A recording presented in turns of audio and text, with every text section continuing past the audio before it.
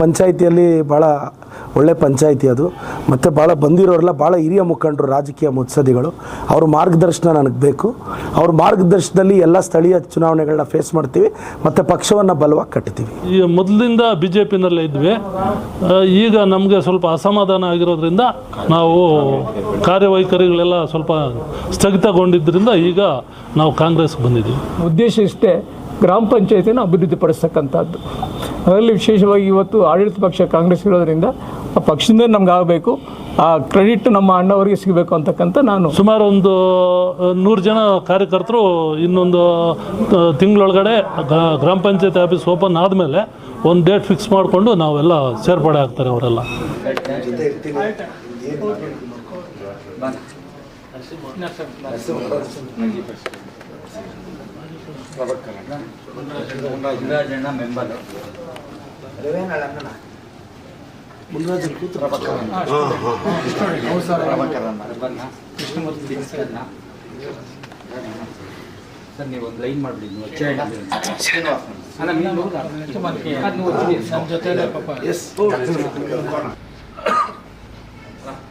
ಇವತ್ತು ನಮ್ಮ ಅಗಲಗುರ್ಕಿ ಪಂಚಾಯಿತಿಯ ಭಾಳ ಹಿರಿಯ ಮುಖಂಡರು ಚಂದ್ರಣ್ಣವರು, ಮುನ್ರಾಜಣ್ಣವರು ಎಲ್ಲ ನಮ್ಮ ನರಸಿಂಹಣ್ಣವರು, ಪ್ರಭಾಕರಣ್ಣವರು ಎಲ್ಲ ನಮ್ಮ ಹಿರಿಯ ಮುಖಂಡರು, ನಾರಾಯಣ ಸ್ವಾಮಣ್ಣ, ಕೃಷ್ಣಮೂರ್ತಣ್ಣ ಎಲ್ಲ ಹಿರಿಯರು ಇವತ್ತು ನಮ್ಮ ಕಾಂಗ್ರೆಸ್ ಪಕ್ಷದ, ಆ್ಯಕ್ಚುಲಿ ಇವರೆಲ್ಲ ಮೂಲ ಕಾಂಗ್ರೆಸ್ಸಿಗರೆ ಪಕ್ಷಕ್ಕೆ ಮತ್ತೆ ಬಂದಿದ್ದಾರೆ. ಭಾಳ ಖುಷಿಯಾಯಿತು.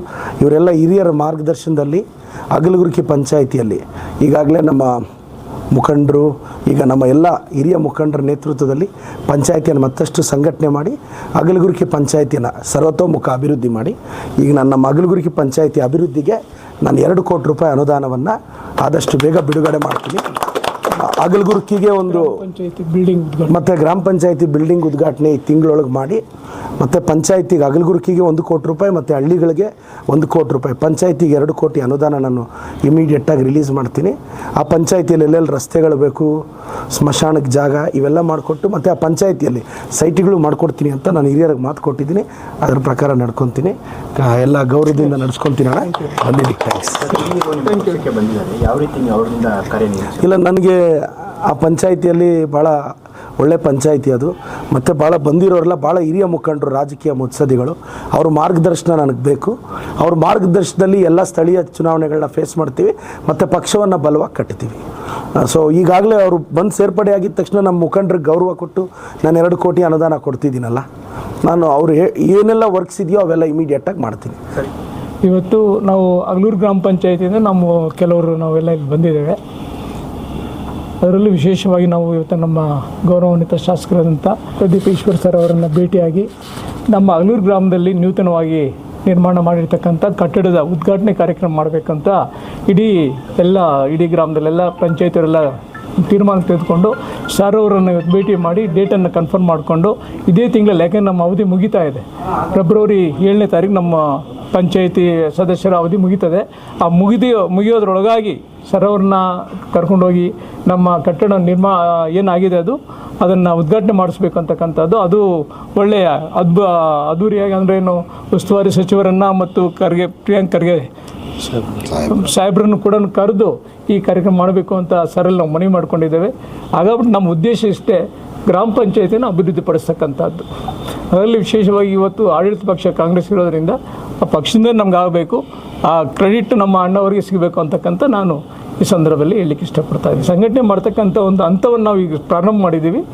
ಸರ್ ಅವ್ರು ಕೂಡ ಮನವಿ ಮಾಡ್ಕೊಂಡಿದ್ದೇವೆ. ನಾವು ಇನ್ನು ಬರೋ ದಿನಗಳಲ್ಲಿ, ಸ್ವಲ್ಪ ದಿನಗಳಲ್ಲಿ ಇನ್ನು ನಾವು ಇಡೀ ನಮ್ಮ ಪಂಚಾಯಿತಿಯಲ್ಲೆಲ್ಲ ಇರ್ತಕ್ಕಂಥ ಇವರನ್ನೆಲ್ಲ ನಾವು ಸಂಘಟನೆ ಮಾಡಿ ಒಂದು ಬೃಹದಾಕಾರವಾಗಿ ಸೇರ್ಪಡೆ ಮಾಡ್ತಕ್ಕಂಥ ಒಂದು ಕಾರ್ಯ ಮಾಡ್ತೀವಿ. ಸುಮಾರು ಒಂದು 7ರಿಂದ 8 ಜನ ಪಕ್ಷಕ್ಕೆ ಸೇರ್ಪಡೆ ಆಗಿದ್ದೀವಿ.